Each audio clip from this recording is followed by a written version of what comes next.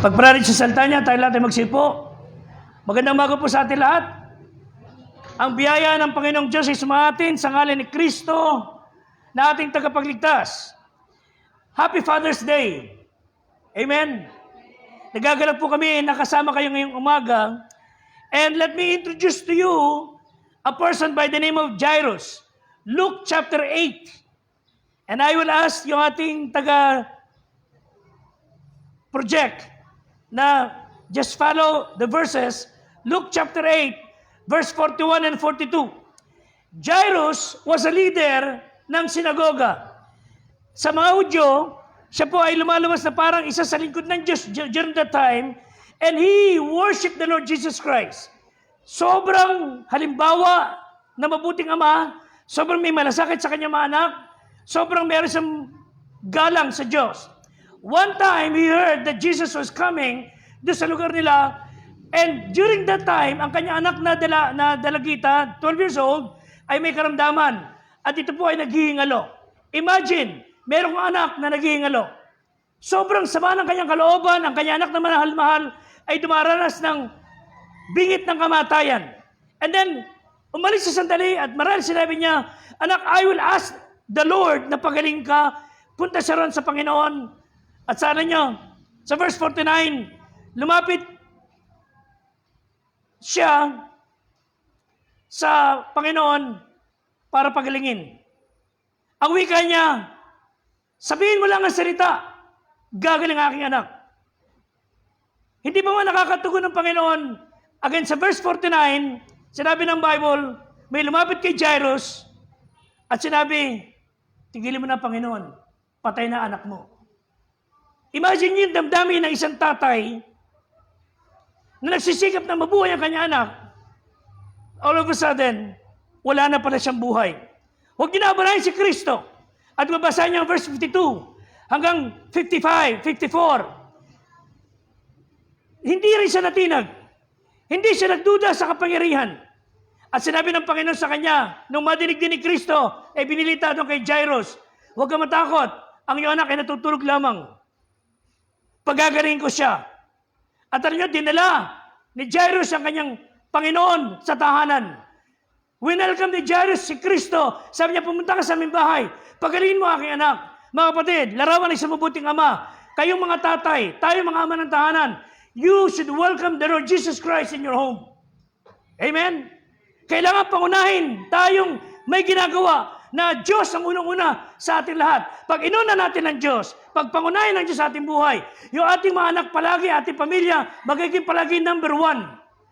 And so, nagpunta si Kristo ron at pinaalabas mo na ama ibang mga amuyong. At sabi niya, ikaw tatay, ikaw nanay, sumama ka sa akin, at yung ibang alagad. At sabi ni Kristo sa bata, verse 52 hanggang 54, sabi ng Panginoon, bumangon ka.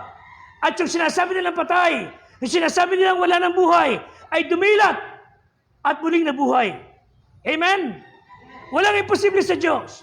At hindi mo kaya ipaliwanag kung anong tuwa, meron marahil ang buhay o ang tahanan ni Jairus during that time. Tulad din nating mga magulang na masaya tayong lagi ng ating pamilya ay masaya. Nakakalungkot ni mga tatay, mas masaya siya sa piling ng kanyang mga barkada. Mas malungkot na may mga tatay, mas masaya siyang gumagastos, naglulus ng pera sa hindi naman niya kaanak. At ang perang ginagamit ng pinagpaguran ay binibili ng alak at bisyo. Huwag naman mangyari sa mga Kristiyano. May kuso po ba ako? Amen? Church, it is our prayer na dapat ating mga tahanan ay mayroong harmony. Na dapat ating tahanan ay tila baga mayroong entire symphony ng papuri sa Diyos. Na parang tila baga may isang buong banda ng musiko sa ating tahanan. Hindi ko sinabing maingay, anuman. Ibig sabihin dapat para tayong mga nasa banda ng musiko, may tumutugtog ng trumpet, ng drums, na iba-ibang parte ng instruments, na lahat-lahat in unison, orchestrated, para magandang himig, magandang tinig, na ang nagbibiton, nagbabaton, ay ang tatay. Mga kapatid sa awit, 128. Dito sa ating binasa, 128. It contains a special message para sa mga tatay. Isang magandang mensahe para sa ating mga ama ng tahanan na siyang bida sa araw na to. Amen? And I pray na bigyan tayo ng Diyos ng kakayahan to help us put good music in our home. Kahit tayo may karamdaman, kahit tayo mahina, kahit tayo walang kakayahan, that we, habang buhay tayo bilang tatay, will be able to lead our home para sa Diyos. Una sa lahat, the things they see in us, ang mga bagay na nakikita ng ating mga anak, ng ating asawa, sa atin. Ano ang dapat nila makita sa atin mga tatay? Ha? Ano ang dapat nakita ng ating mga mahal sa buhay? Ano dapat nakita ng ating mga kaibigan, mga kapitbahay? One, the character that we live. Yung ating pagkatao. Again, mga kapatid, if you will remember, what is character? Hindi yung karakter na sinasabi lang. Character is responsibility assumed. Ano ibig sabihin? Ang isang tao, lalaki o babae, na mayroong magandang pagkatao, may magandang karakter, ay responsable. Responsable. Amen? Ang tao na mayroong karakter is a person who knows how to assume responsibility. Hindi ipinaako sa iba ang kanyang responsibilidad. Hindi pinapataw sa iba ang dapat siya gumagawa. He knows how to handle responsibility. The character that he lives. At maraming tao, they think, ang katuwaan sa buhay, ang kasiyahan sa buhay, ay makakamtan mo lang pa ikay ikinasal na. O pa ikay may pera. O ikay tagumpay. O maganda katawan. I hope those things will make you happy. Pero hindi po. Marami pong mga tao, ang may pera, maganda asawa, maganda ang husband, magandang wife, magandang mga anak. There are family who have money, success in businesses, magandang kalusugan, and yet they are not happy. Why? Dahil hindi po yun ang magbibigay ng kasiyahan sa buhay. Yet the Bible says, ang sabi po ng Bible sa 128 ng awit, that the fear of God brings happiness. Ang tunay na katuwaan sa ating mga puso, sa tahanan, ay magmumula kung meron kayong takot sa Diyos. What does it mean? Yung meron kang takot sa Diyos. It simply means, mahal mo ang Panginoon, mahal mo kanyang salita, at sinusunod mo ang kanyang mga utos. Bilang mga Kristiyano, bilang mga mananampalataya, alam mo yung mali, hindi mo gagawin, alam mo yung tama na siya mong gagawin. Ano yung bagay na nagsasabing may takot ka sa Diyos? Lahat gagawin mo, isasangguni mo sa Panginoon. Wala kang gagawin, wala kang pangungunahang bait, kundi Diyos, ikaw ang manguna sa aming buhay. The one who loves God the best, fear God the most. Amen? Pag may takot ka sa Diyos, mahal mo Diyos. A good dad fears God. At ang bunga ng taong may takot sa Diyos, lalo na tayong mga tatay, he shows it by the way that we live. Wala na mas importante pa sa isang lalaki o tatay na mayroong integridad. Yung pagiging tunay na maka-Diyos.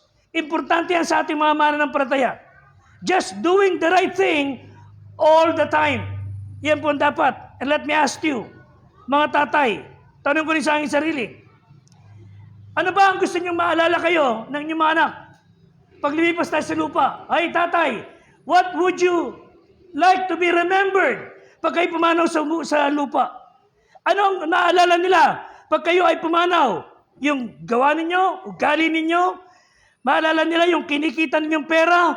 Ano yung mga bagay na maalala nila pag tayo wala na sa kalampiling? And I hope to God, our kids will remember us sa ating pagiging matinong tao.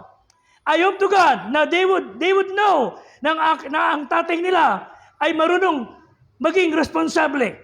I want them to say, I want our kids to say, ng aking tatay may takot sa Diyos, lumakad sa daan ng Panginoon. Amen? Pangalawa, not only the character that he leads, they see in us the content that he learns. Ano yung kontento ka? 128 verse 2, tinyos namin ng Bible. 128 verse 2 ng awit. Sapagkat yung kakanin ang gawa na yung kamay, magiging maginhawa ka, ikabubuti mo. This means kontento ka bilang ama ng tahanan.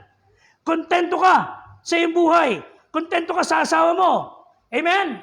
Kontento ka sa iyong mga anak. At yung mga anak mo, kontento sa family. Hindi na kailangan pumunta kung saan-saan para maging masaya. Masaya sila kapiling ng pamilya. There's something great about honest work that you provide for your family. Uuwi ka sa iyong bahay. Masaya kang nagtrabaho sa maghapon. And you will enjoy fellowship. Hindi ka mag-uubos ng oras ng panahon, magkakamal ng maraming pera, there's nothing wrong. Pero sa papabayaan mo pamilya mo, may problema ron. At the expense of your family, para naman kumita ka maraming pera, medyo may problema tayo ron. 1 Timothy chapter 6, verse 6. Datapot ang kabanalan na may kasiyahan ay malaking kapakinabangan. Dapat po meron tayong kabanalan at meron ang kakontentuhan. Yun ay pakinabang na natin. Do you know the problem with many dads? Problema sa mga ibang tatay, hindi sila kontento. Wala silang kasampatan. Hindi sila na-satisfied.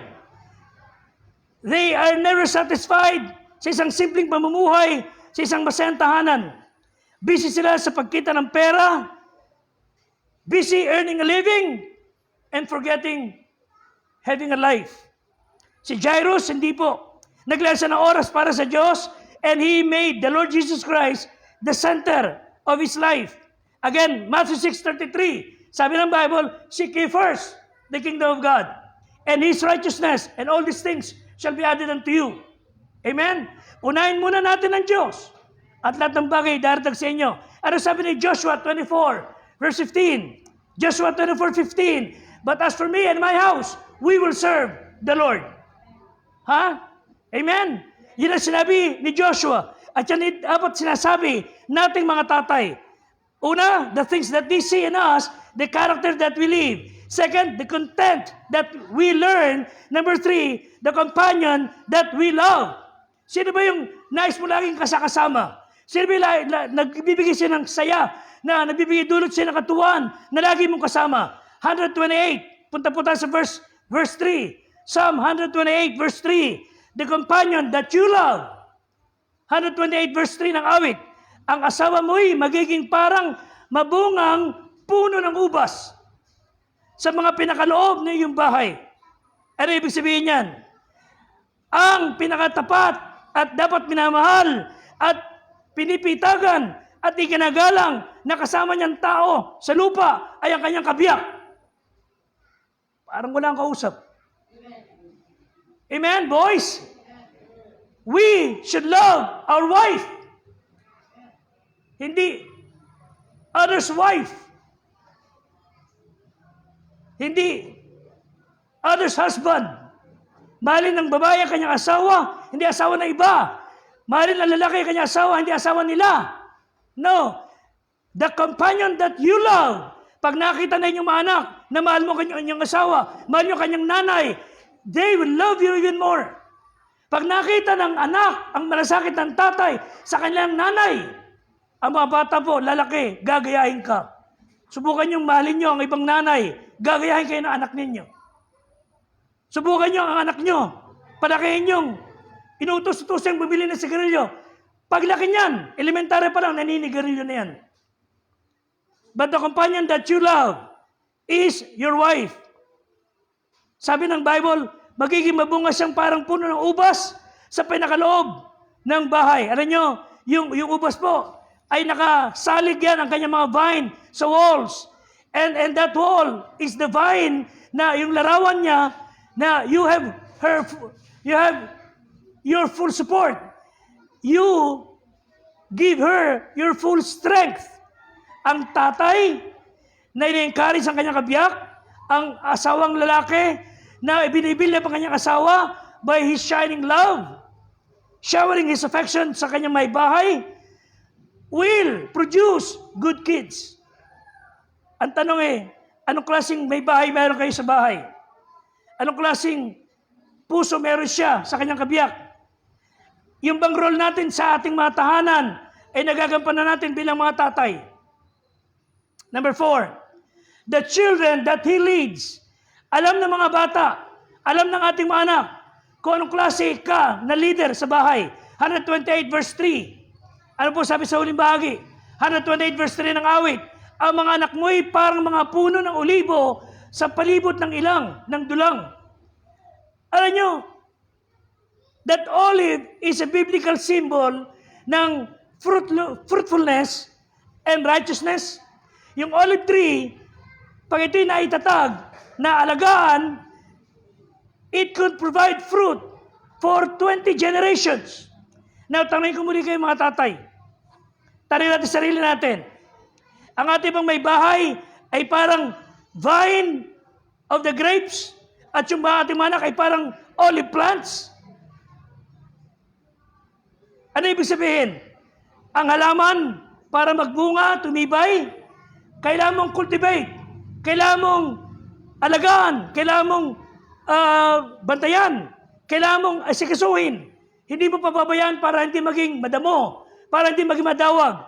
Ang matalinong ama, nakaunawa sa kanyang katungkulan and the privilege to cultivate his wife's love and meet the needs ng asawa and cultivate his children, yung pangailangan ng mga anak, ay magbubunga ng magandang pamilya.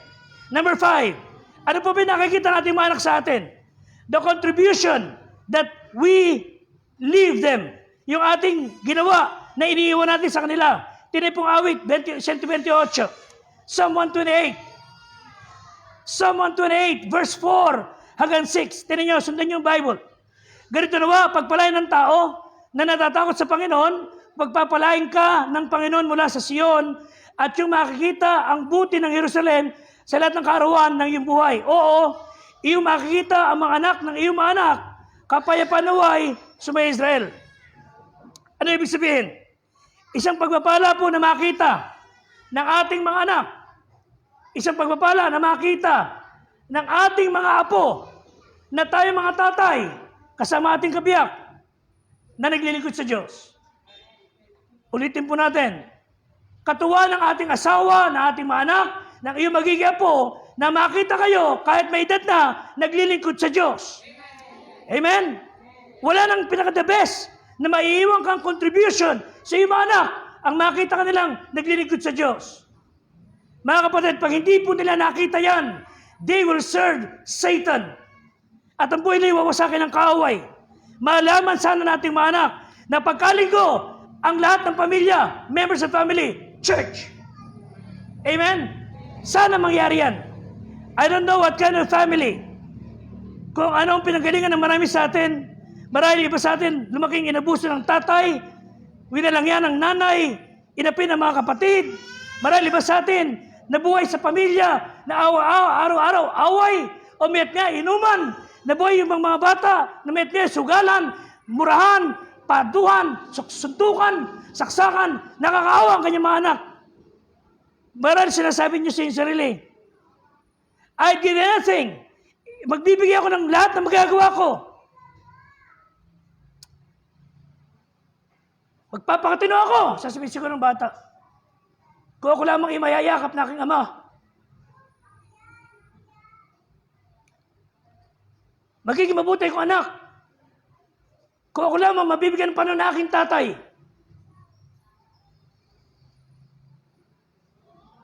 Alam niyo, maraming bata. Hindi naghahangat ng mga gamit sa bahay na bago. Maraming mga bata hindi naghahangat ng mga engranding pamumuhay, mga gadget. Ang maraming bata sa bahay naghahangad. Hindi lang masabi. Sa puso nila, sa bawat tingin nila sa inyo mga tatay, sinasabi nila, how I wish my daddy would embrace me.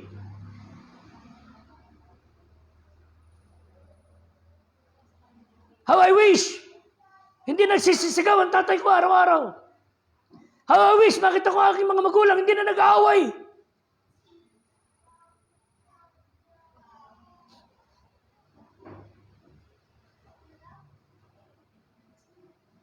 Marami mga kabataan nananalangin. Hindi ko kailangan ng mga anumang bagay na gadget sa mundo. Ang nais lamang namin isang tahimik na pamilya.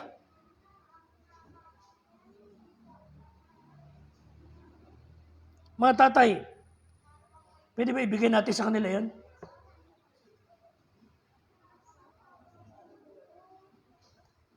At ang magandang balita, there's still hope about Kristiyanong tatay, about Kristiyanong nanay, about Kristiyanong magulang na nagmamahal sa Diyos, ay may kakayang magpakita ng katahimikan sa bahay, ay may kakayang patahimikin ang bahay, kayang bigyan ng pagmamahalan ng bawat isa.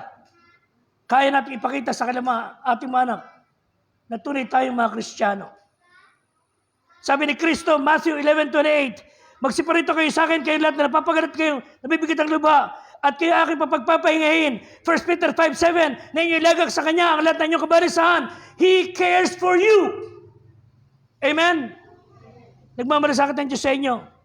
Para kay isang bata na pwede kang lumapit sa Panginoon, lumapit sa Kanya, magpakarga ka, at yakapin mo siya kahit ng oras. Take this truth from the Bible. Huwag niyong hindi papaniwalaan. Sabi ng Galatians chapter 4, verse 4-7, nang dumating ang kapanahonan, isinugod ng Diyos ang Kanya anak, ipinanganak ng isang babae upang matubos niya ang nasa ilalim ng kautusan, upang matanggap natin ang pagkakakupkop. We were adopted. Tayo nagkaroon ng Ama sa langit na si Kristo ay ating sinampalatayanan.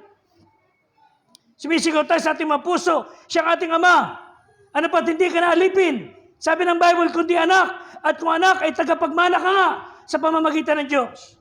Mga Kristiyano, hindi ka na alipin, hindi ka na anak sa labas, hindi ka na anak ng dyablo, ikaw na Kristiyano, anak ka na ng Diyos, tagapagmana ka sa pamamagitan ni Kristo. Amen? Wala tayong magagawa sa ating mga ninuno. Nakaranas sila sa mga ninuno natin. But you can do something sa inyong mga descendants. Sa mga magiging anak, magiging apo, magiging anak ng inyong mga anak, may magagawa kayo. Ngayon pa lang, magpakita tayo ng isang pagiging matinong Kristiyanong ama. Amen? Yung mga ninuno natin, hindi natin mga magagawa yun. Wala tayong paraan doon. Ang isang tatay nagsabi, kung magagawa ko lang muli, kung magagawa ko lamang muli, etong aking gagawin. I would love my wife more in front of my kids. Kung magagawa ko lamang muli, I would laugh with my kids more. And our mistakes, and our joys will be light. Kung magagawa ko lang, I would listen more. Kung magagawa ko lamang po, I would be more honest sa aking mga kainaan. I would stop pretending perfection. Kung magagawa ko lamang, I would pray differently for my children. Instead of focusing on me, I would focus on them. I would do more things for my kids, for my wife. I would do more encouraging. I would bestow more praise. I would pay more attention sa maliit na bagay. Pasasalamatan ko sila. I will show words of kindness, words of love. And above all, kung magagawa ko lamang muli, I would share God intimately sa aking pamilya.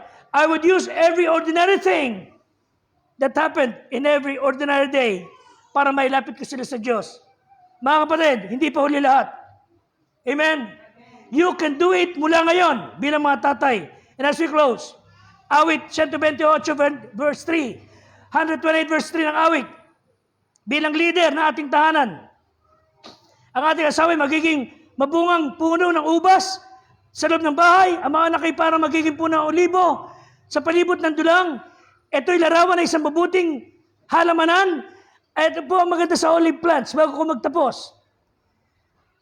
They grow very slowly.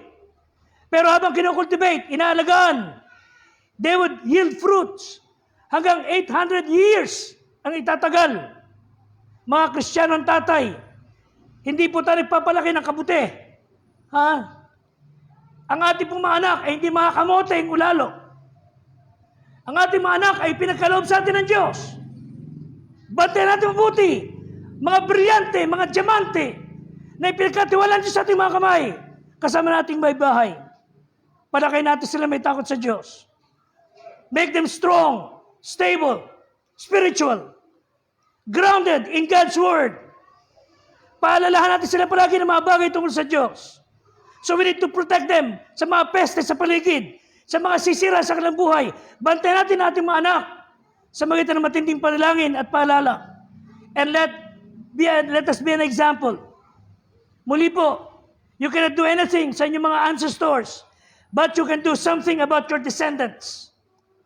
And again, break the cycle. Yung maling natutunan sa maling relihiyon, putulin na natin and let's start all over again with the principles at pamumuhay ng Banal na Kasulatan. Let me give you an example before I share you the video.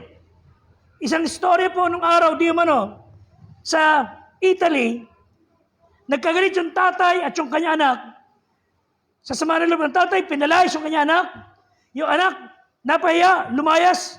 Ilang araw, ang tatay na himaspasan, hinanap ang kanya anak, di makita, pinagtanong kung saan-saan. At hindi malaman kung nasan punta yung anak niya, nag-aalala siya. Mahal na mahal niya ito, kailan kung ba't napagalitan niya. Finally, sabi niya, Panginoong Diyos, please, tulungan mo ako. Na makita ko aking anak, ayoko siya mapahamak. At sabi sa kanya, kaibigan niya, para siguro makarating sa kanya, na hinahanap mo siya, mag-anunsyo ka sa dyaryo, magbayad ka ng malaki. At sabi niya, sige, gagawin ko yan. Punta siya sa San Dyaryo, isang kilalang dyaryo, gumawa sa malaking sulat doon sa dyaryo. At sabi niya ron, ang pangalan ng anak ay Paco. Dear Paco, meet me in front of this newspaper office sa Sabado. Andito ako. Pinatatawad na kita. Patawarin mo ako. Paco, mahal na mahal kita. Meet me on Saturday. Lipas sa mga araw, dumating ang Sabado. Alam niyo kung ano nangyari?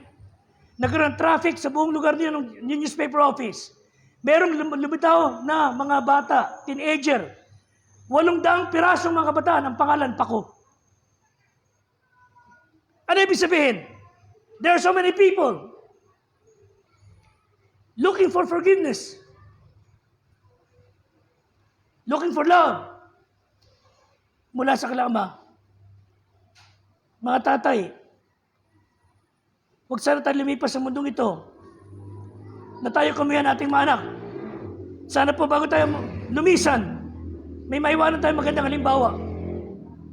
Tayo natin tumayo. Manalangin muna tayo.